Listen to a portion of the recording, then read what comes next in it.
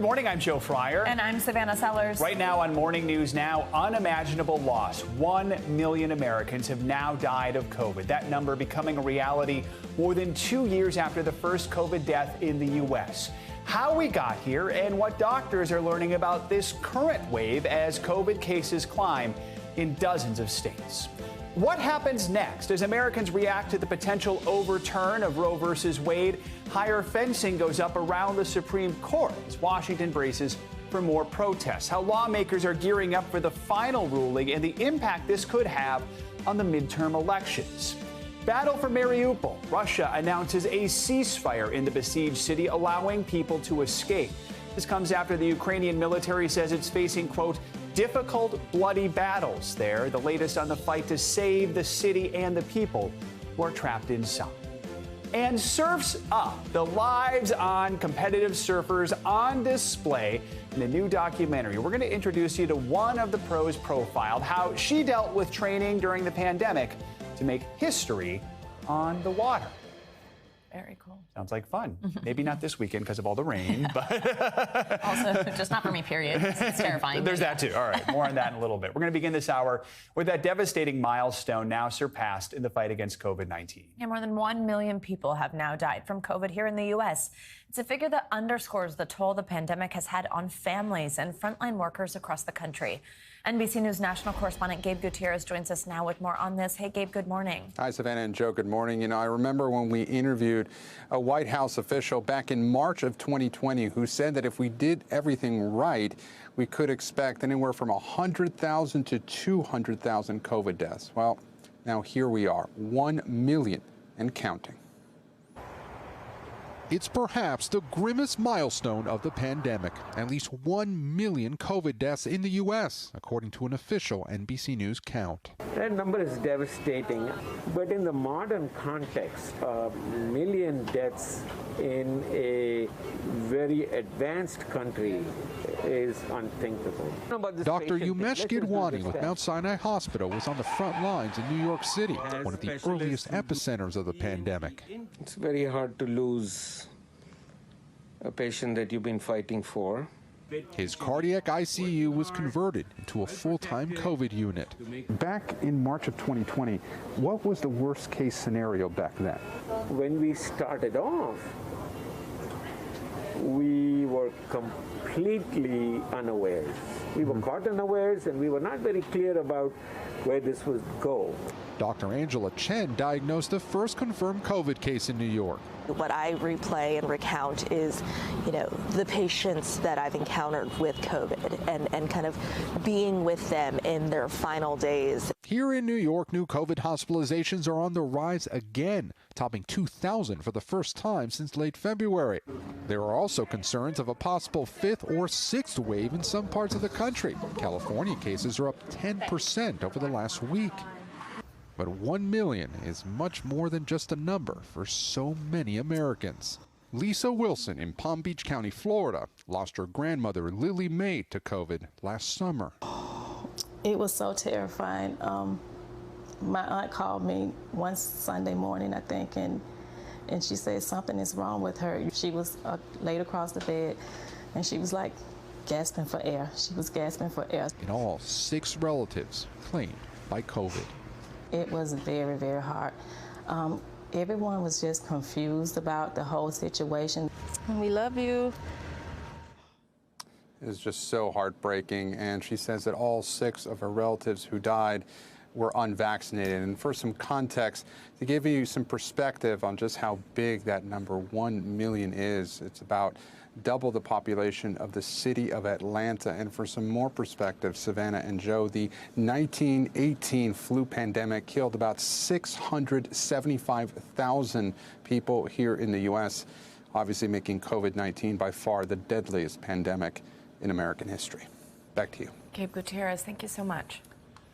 Let's bring in Dr. Bio Curry Winchell for more on this. She is the Regional Clinical Director of Carbon Health. Doctor, good to have you with us. So that number, 1 million deaths from COVID, it's still something that's hard to comprehend. What do you think that number says about how the U.S. has handled this pandemic since the start and even now? Good morning. So, as you mentioned, that number is so alarming, and we really have to take note of where we were and where we are now. And it really shows that we have learned a lot. We now have vaccinations, which is a wonderful gift to really protect the entire nation. So I'm hopeful that at least now we have a way to continue to protect ourselves, but still remind ourselves of where we were before is so important. Doctor, we're now dealing with several variants of the original coronavirus that swept across the country in 2020, including this new strain of Omicron and the subvariants that come from that. What do you say to people who are worried that we continue to see this virus mutating, and what's the best advice for people to stay safe? So the best thing, because we know viruses tend to mutate, the one thing that you can do is get vaccinated, get boosted if you are eligible, because that's going to be the way to really help protect yourself and your family. So we have the opportunity to really protect ourselves now. And so when you see these new variants, really take in the opportunity to protect yourself because it's now available. We've been reporting on so many of these milestones since this started 2 years ago. What can we do to make sure that we don't keep hitting any more milestones, especially when it comes to deaths? Really take note of what is happening, across different states in the nation. And so when we see an uptick in cases, we can really rely on what we know really helps, such as wearing a mask, get boosted, get vaccinated.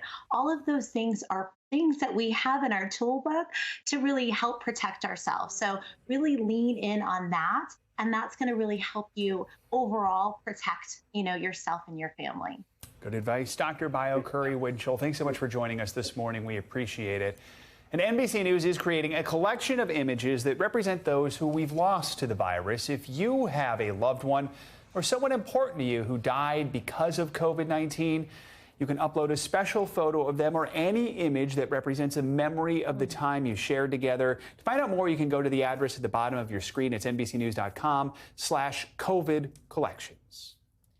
Now for the latest political fallout over that leaked draft opinion suggesting the Supreme Court is poised to overturn Roe v. Wade, a decision that would have sweeping consequences for millions of Americans on both sides of the abortion debate. NBC's chief White House correspondent Peter Alexander has the latest. Good morning. That explosive leaked draft opinion has ignited emotions across this country, sparking new security concerns, leading law enforcement to fortify the perimeter outside the Supreme Court with a new 8-foot fence, just like the one put up following the January 6th attack on the Capitol. Overnight, this new non-scalable fencing being installed around the Supreme Court after heated clashes in recent days on the steps of the court and nationwide between Americans on both sides of the abortion battle. My body, my choice. Pro-life is pro-woman. The question this morning, what happens next if the Supreme Court follows through on its leaked draft opinion that overturns Roe v. Wade? President Biden slamming the draft. This is about a lot more than abortion. Warning the conservative court could unravel other privacy rights like same-sex marriage and contraception, and taking aim at former President Trump's MAGA movement. Because this MAGA crowd is really the most extreme political organization that's existed in American history, in recent American history. House Speaker Nancy Pelosi slamming the draft as an assault on women. Did violence not only to women, but to the Constitution of the United States. But Republicans like Governor Ron DeSantis in Florida are taking a wait-and-see approach, largely focusing on the leak. You can leak stuff out of a court, which was really unprecedented, but let's see when you actually have something rendered. Overturning Roe would not outlaw abortion, but would leave it up to state legislatures to decide whether there should be restrictions. North Dakota is among the 13 states with so-called trigger laws that would ban abortion with exceptions for the health of the mother if Roe is overturned. It means lights out in North Dakota. Abortion rights opponents say it will be the moment they've worked toward for 50 years. It looks like we may have an opportunity to build consensus and pass laws to save lives all over the country. It's already heating up as a crucial issue heading into this fall's midterms, with Democrats looking to capitalize, but Republicans insisting it won't matter in November. We're going to win in 2022, and Roe v. Wade is not going to change the outcome. Senate Democrats right now are on track to hold a vote next week that would guarantee abortion rights nationwide, even though they don't have the votes and it's doomed to fail. But their goal here is to force every senator to put their position on this issue on the record. Back to you. Thank you, Peter Alexander. Now, Republican Senator Lisa Murkowski said Wednesday she will look at the legislation Democrats are working on, but she noted that when the Senate voted to proceed to the bill earlier this year, she opposed it.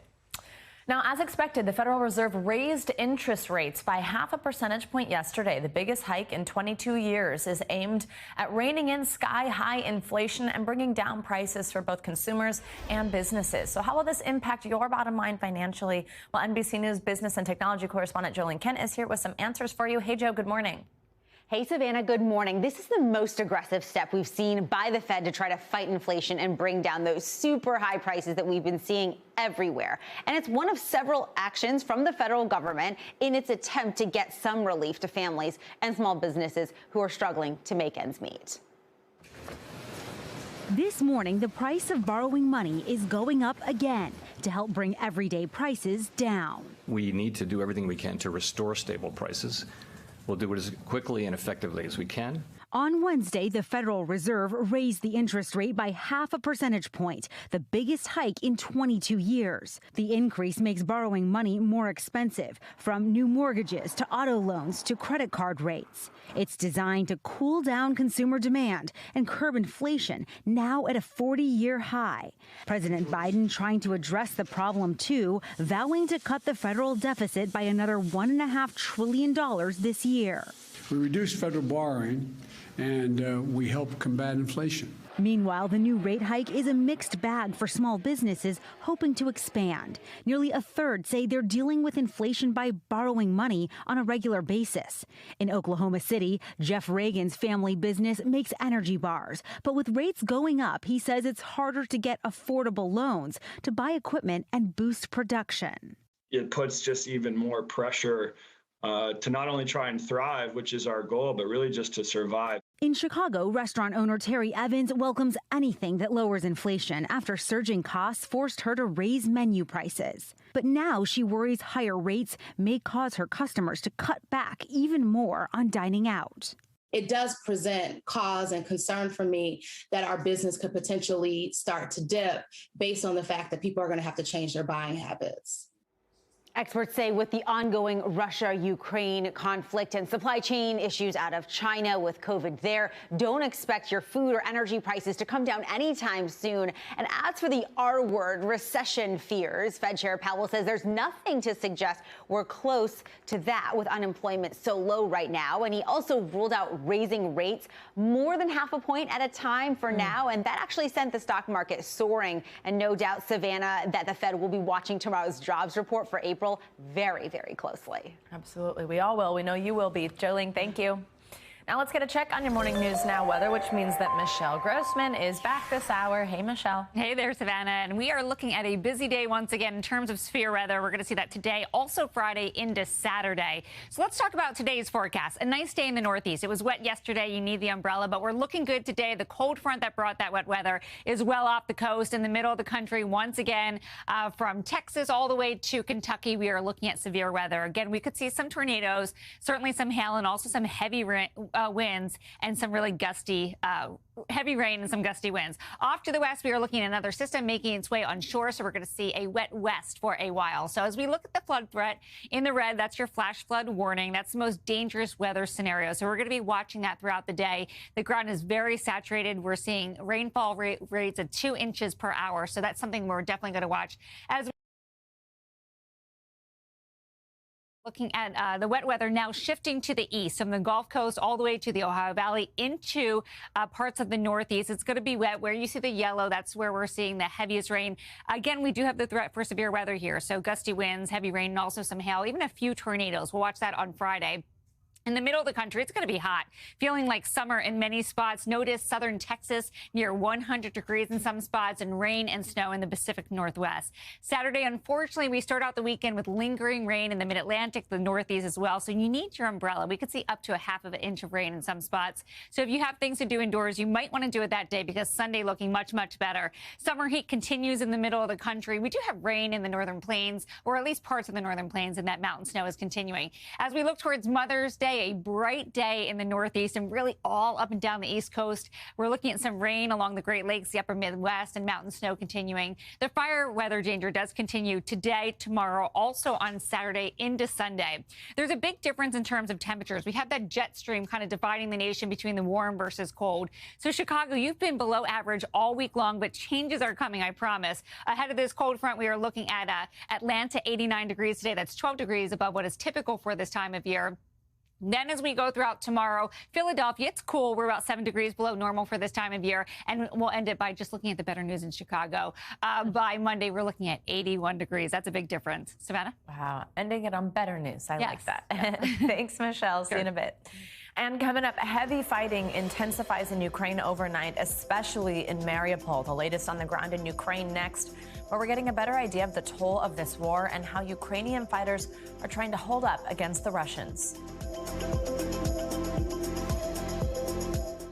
Welcome back. In Ukraine this morning, there are mixed messages coming out of that blockaded steel plant in Mariupol. Russia announced a 3-day ceasefire there in order to allow civilians to evacuate, but Ukrainian officials say fighting is continuing.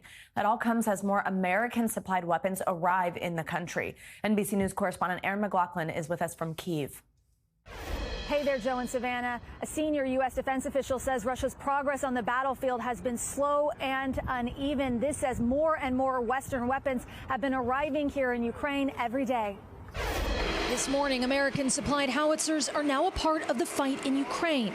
A senior U.S. defense official telling NBC News 90% of the howitzers promised are now in Ukrainian hands, with some already being used on the battlefield. The flow into the region continues at an incredible pace. A U.S. congressman also telling NBC News Ukraine is now asking the Biden administration for anti-ship missiles to free up vital ports along the Black Sea. This despite a fresh warning from the Russian defense minister that any movement of NATO weapons inside Ukraine is considered a legitimate target. Russian forces have been attacking transportation hubs, although those strikes have had no appreciable impact on Ukraine's ability to resupply itself, according to a senior U.S. defense official.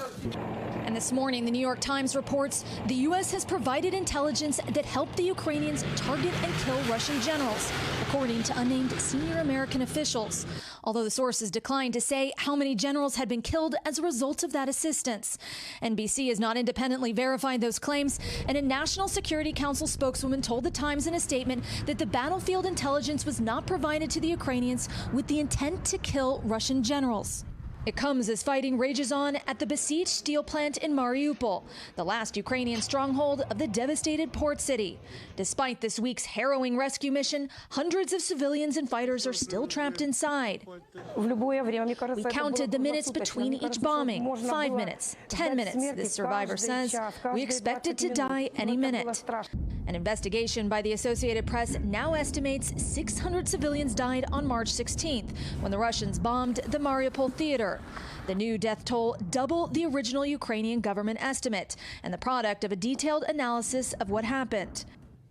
With Russian forces now in control of most of Mariupol, there's no way to know for sure and no way to honor the dead inside the city.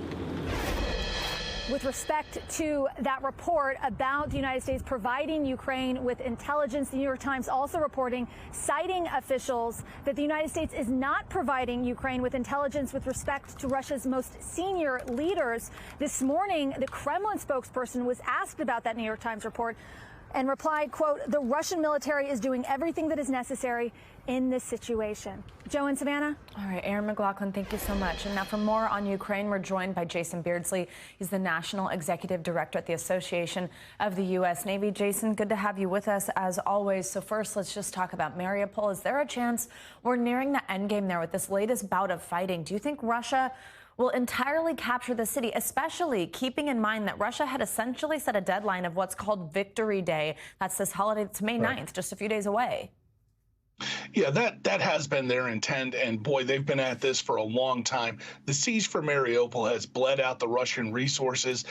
Their battalion tactical groups have been eviscerated. They may actually control the terrain at the end of this, and the Azov steel plant is not clear yet. We don't have information yet that they've cleared it. That's a very difficult fight in urban terrain, so I think the Russians are probably a little bit reluctant to go in, and when they do, they're going to deal with more casualties. So at the end of this, they'll have some nominal control, but it's really been bleeding out the Russians. And right now, the Russians are trying to focus on the upper sort of eastern area around Izium and, Kramatorsk. But they are going to have a difficult time now recovering. Making a celebration on May 9th for them is a real face-saving maneuver. It's going to be a farce. But I do see them as largely controlling the terrain now. Jason, I want to ask you about that New York Times article that Erin mentioned just a moment ago in her report, and there's some back and forth here. So just to recap, it says American intelligence has actually been helping Ukraine, quote, kill Russian generals, citing unnamed U.S. officials. The report says the information has been critical in the deaths of some generals. Now, the National Security Council released a statement after the article was published, saying the intelligence was not provided, quote, with the intent to kill Russian generals. In your opinion, and what do you make of this back and forth? Is there concern here that it could escalate tensions with Russia? Well, I think the tensions with Russia are at maximal right now. I think this is very sloppy. I've been saying for a while, it is likely that Western intelligence is being downgraded to the Ukrainians, because otherwise we wouldn't see these very effective, precise strikes. The difference between me saying it and a source from the National Security Council going out and publishing this, that's a shame. It's not the best way to do intelligence.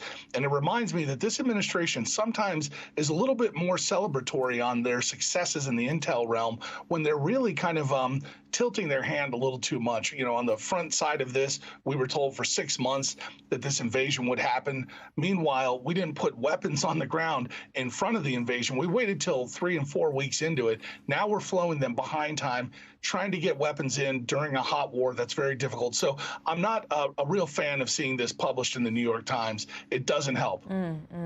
Now, Jason, I do want to ask you about something concerning. Yesterday, Russia's defense ministry said it practiced simulated nuclear-capable missile strikes in the western enclave of Kaliningrad. Is Russia sending a message here? And quickly, particularly, mention this backdrop of Sweden and Finland considering an application to join NATO.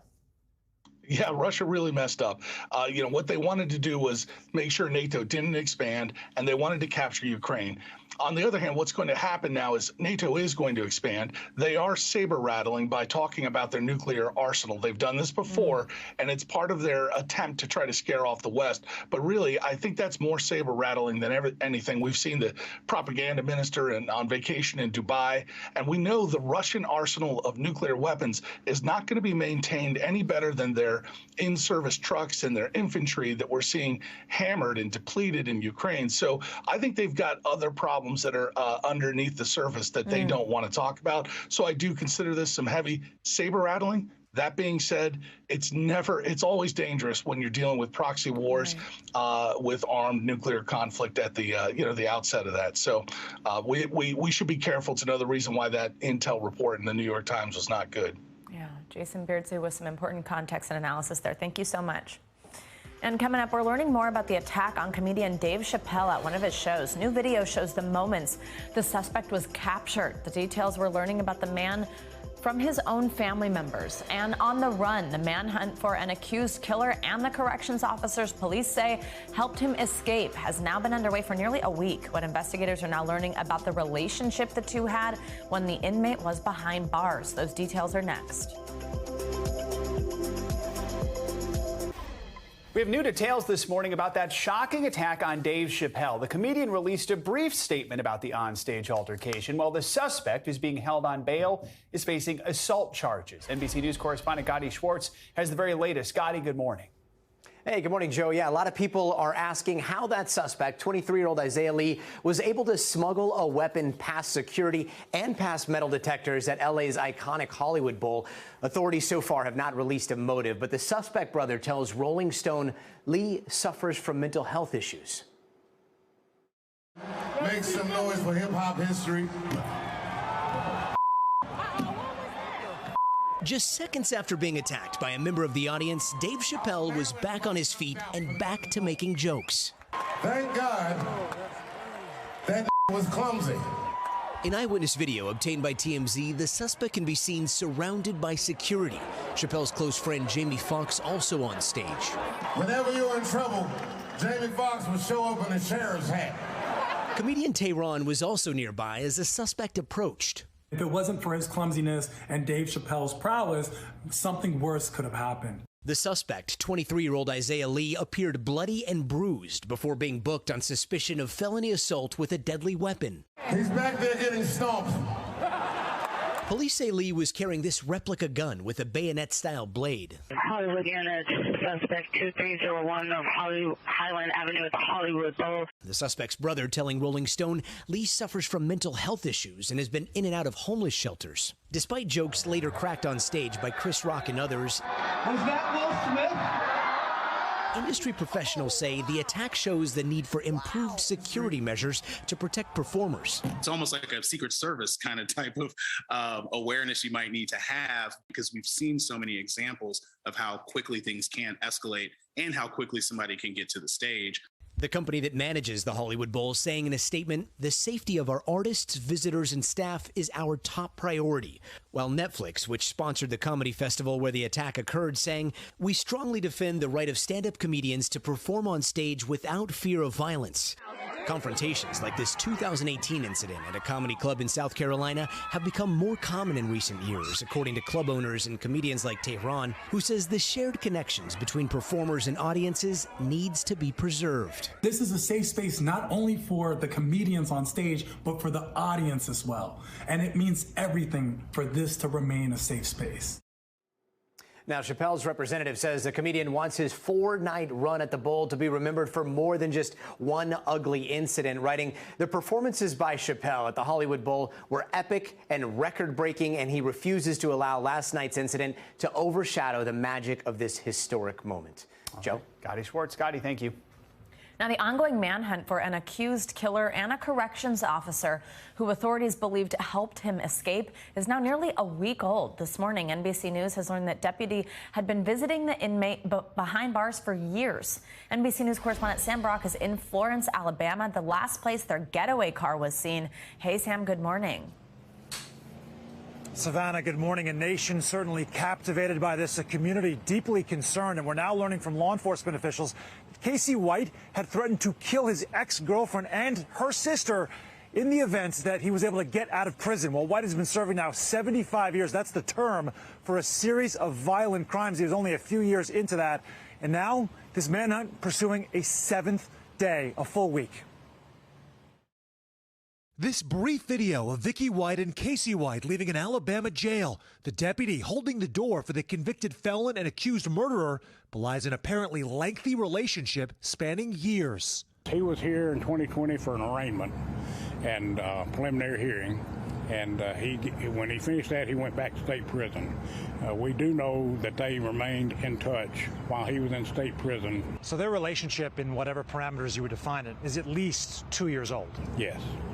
Maybe older. Could be older.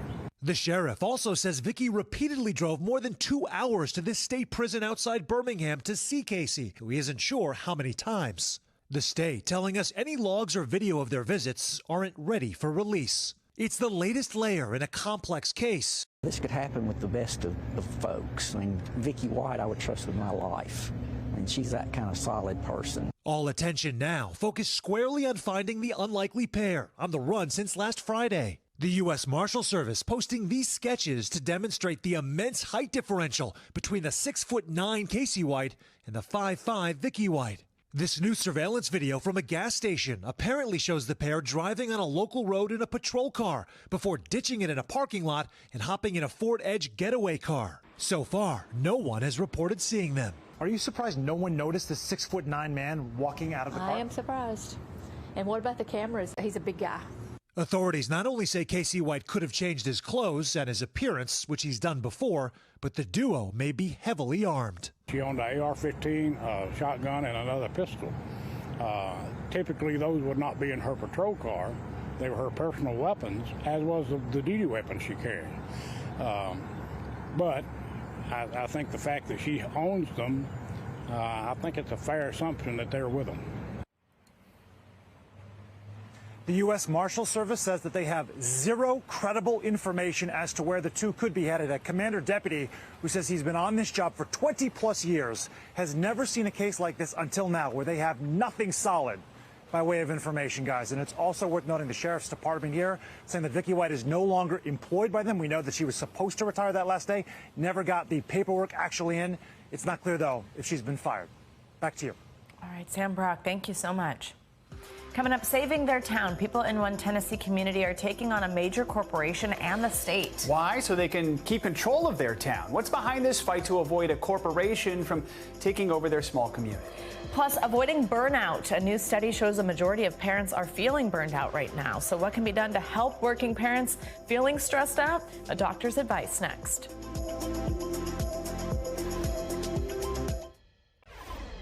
Welcome back. New this morning, Elon Musk has secured more than $7 billion in new funding for his Twitter takeover. That co-founder Larry Ellison and a Saudi prince. The new commitments will help Musk to cut the margin loan he's taken to $6.25 billion from the $12.5 billion announced earlier.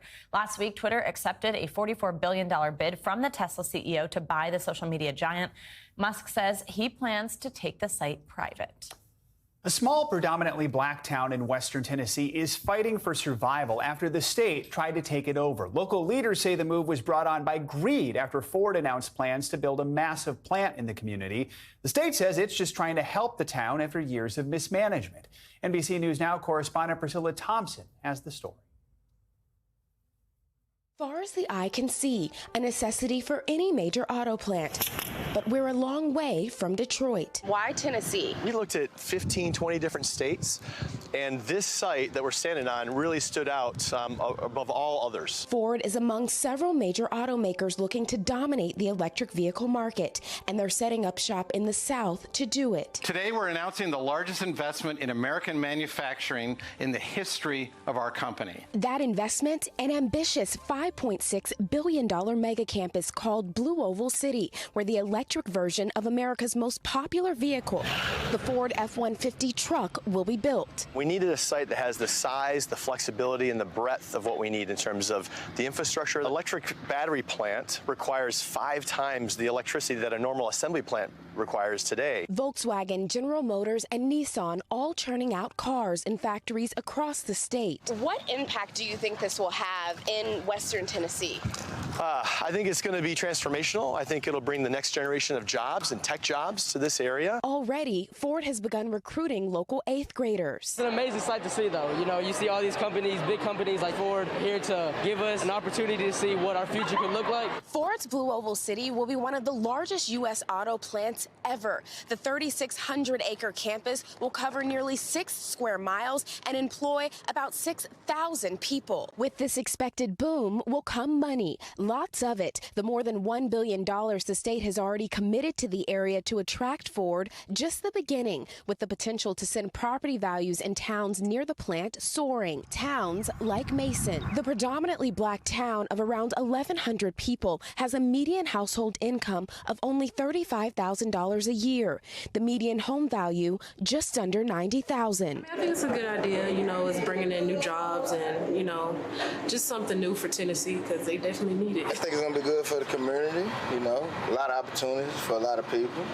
very excited about it. Can't wait. I'm excited because I want to see change. But just when the town of Mason thought hope was on the horizon, citizens of one small West Tennessee town are fighting to keep their community under their control. It all started with a letter sent by the state comptroller to the town residents. We were blindsided. We had two options.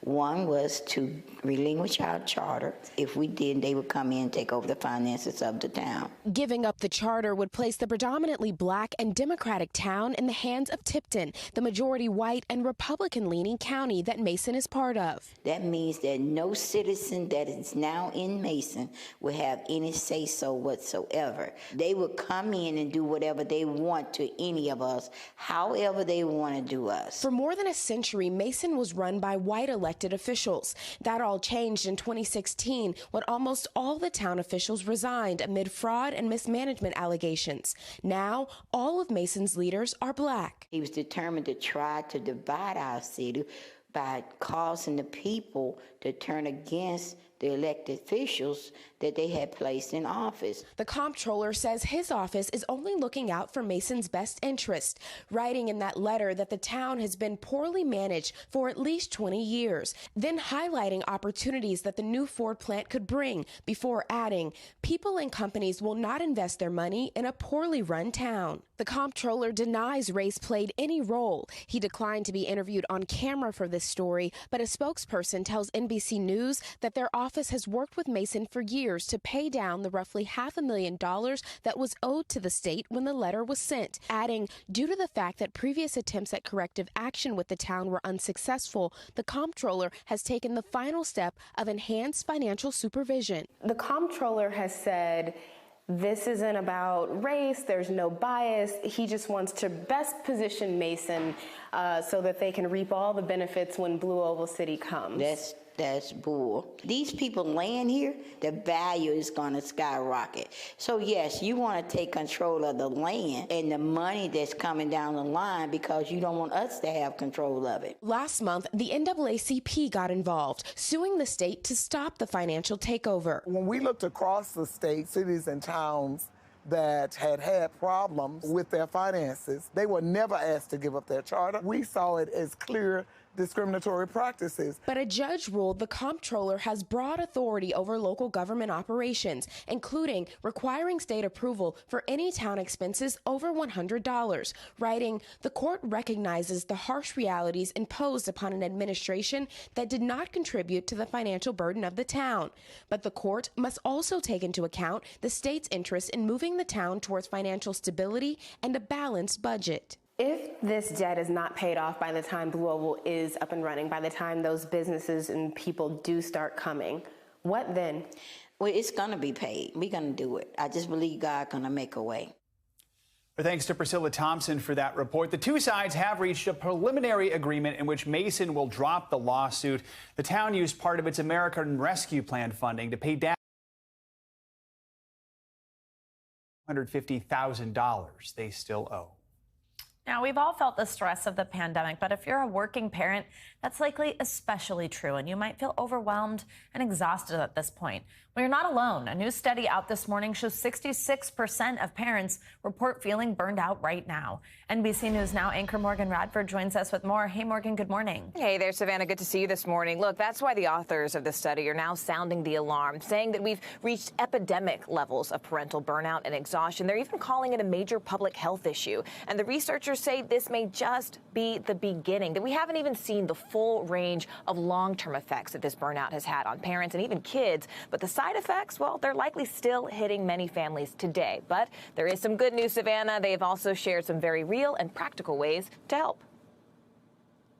I'd say we do, we feel a little burnt out. It's a daily struggle. Some days it's just total chaos. Playing out for parents nationwide. Had to do everything on top of your normal duties and then some. Sit down on your bottom. Parental burnout, feeling overwhelmed, overworked, and plain exhausted over long periods of time. A challenge Kate Golick knows firsthand. Okay, you can. As a working mother of 4 living near Columbus, Ohio, and a professor at The Ohio State University's College of Nursing. There was one point during the pandemic where I really felt like I was being forced to be this superhuman. I had to be an elementary school teacher. I had to be a caregiver. I had to be a spouse, a cook, a cleaner. I had to be emotional support for everyone. And it's not feasible for you to have to take on so many different roles. And it's inevitable almost that there's not some degree of burnout present. Which is why she co-authored a new study just released today that found that out of more than 1,200 parents surveyed in the middle of the pandemic, 66% of them reported burnout, a phenomenon that was more common among women and in homes with 2 or more children. When we talk about burnout, how do you distinguish that from just a pretty rough day or being tired one day? Burnout in parents is that physical, emotional, over-exhaustion and that feeling of just, I need a break.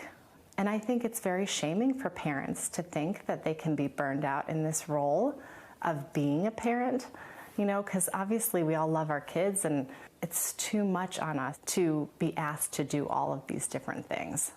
What happens as a society if we do not address this problem? I do feel like it's a public health problem. It's not that I'm depressed.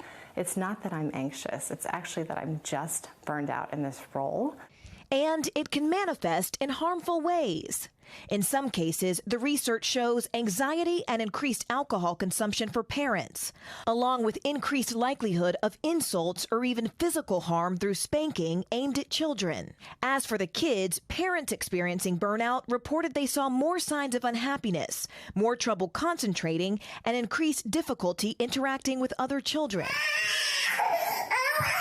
The good news, says Dean Bernadette Melnick, who co-authored the study with Golick, is that there are also strategies that can help.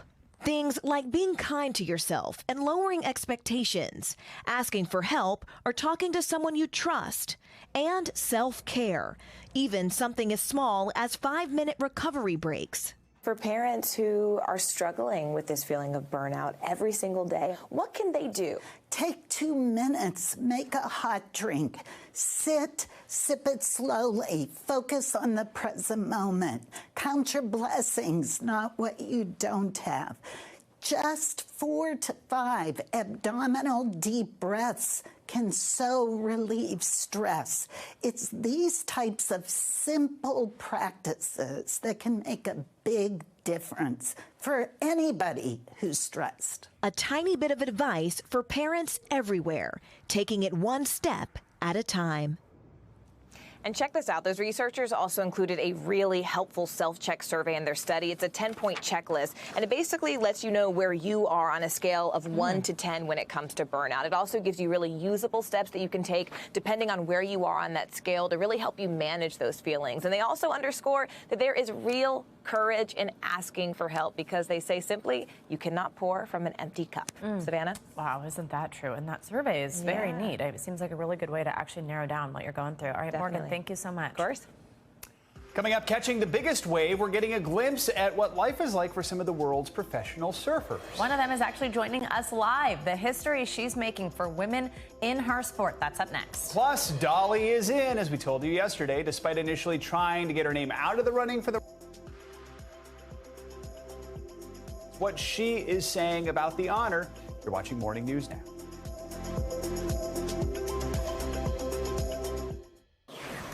Welcome back. Get your pretzels and your hot sausages ready because NFL is heading to Germany. The Tampa Bay Buccaneers will face the Seattle Seahawks in Munich on November 13th, the 4th matchup in a series of 5 international NFL games scheduled for 2022.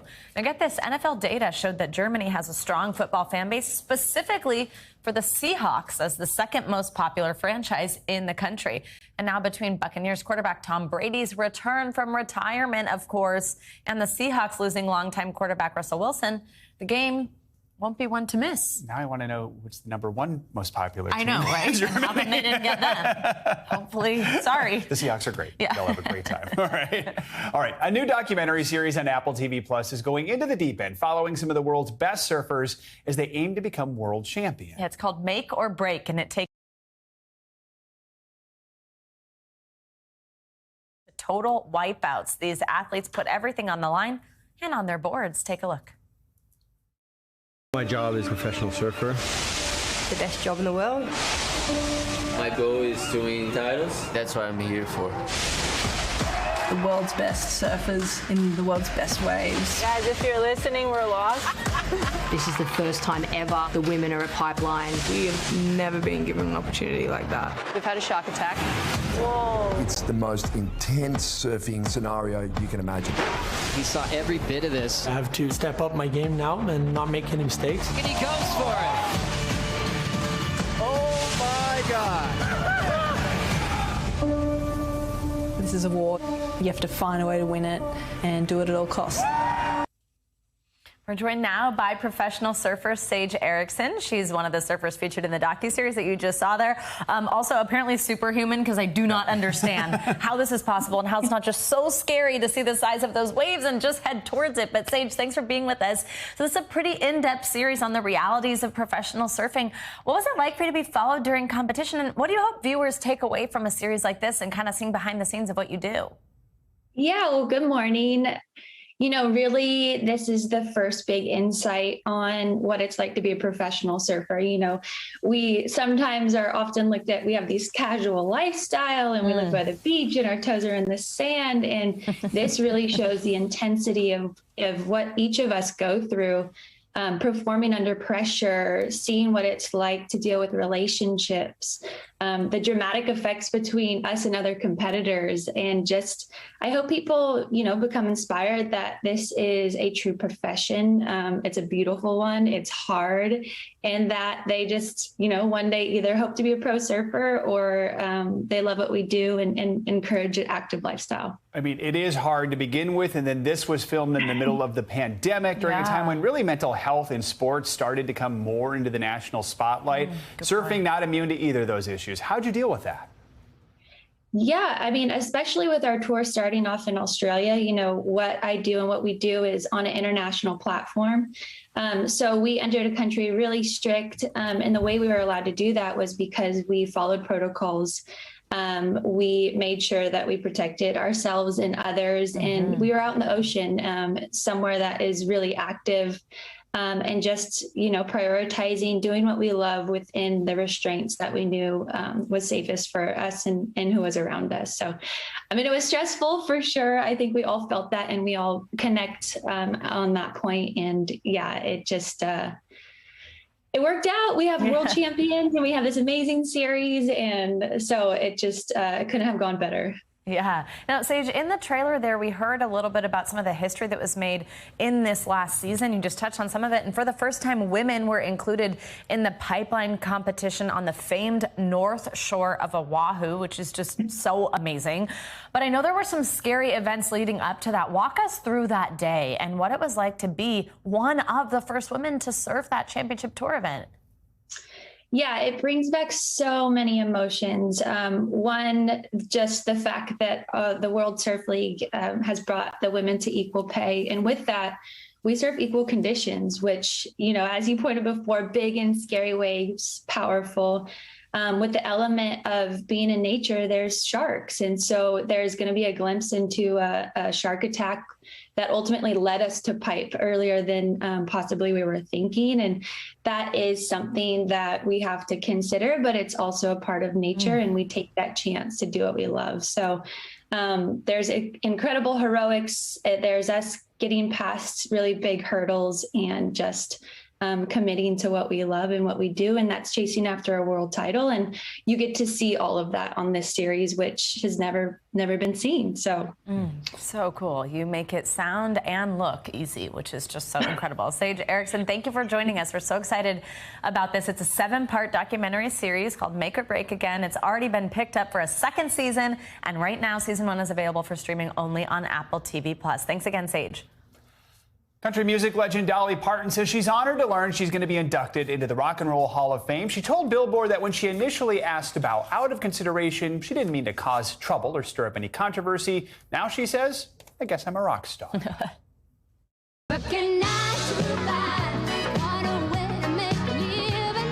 Dolly Parton, the queen of country, will take her seat among rock royalty with her induction into the Rock and Roll Hall of Fame class of 2022. Parton posted on social media, "I am honored and humbled by the fact that I have been inducted into the Rock and Roll Hall of Fame. Of course, I will accept it gracefully." It comes after a 2-month back and forth between the self-described backwoods Barbie and the organization. Parton, whose hits include Jolene, I Will Always Love You, and 9 to 5, originally said she would respectfully bow out of the process, adding that she felt she had not earned that right. But the Hall of Fame sent out its 1,200 ballots days before Dolly said she wanted to drop out. And last week, Parton changed her previous stance, telling NPR she would accept if chosen. I would just say thanks, and I'll accept it. But when I said that, it was always my belief that the Rock and Roll Hall of Fame was for the people in rock music. And I have found out lately that it's not necessarily that. She told Billboard Wednesday that when people have called her a rock star, I thought they just meant that I was cool. But now I'm going to have to take it literally. This is not the first time Parton has turned down a major honor. Parton revealed to Hoda and Jenna she declined the Presidential Medal of Freedom not once, but twice. I don't work for those awards. It'd be nice, but I'm not sure that that I even deserve it. Now the country music legend is punching her ticket to the Rock and Roll Hall of Fame, adding to a long list of achievements during her remarkable career. Dolly says she doesn't yet know if she's going to the induction ceremony, but if she does, she told Billboard she's going to sing the hardest rock and roll style song she can muster to prove she can do it. And yeah, she still also wants to produce a rock album. I hope we see her there. I know. That does it for this hour of Morning News Now. But the news continues right now.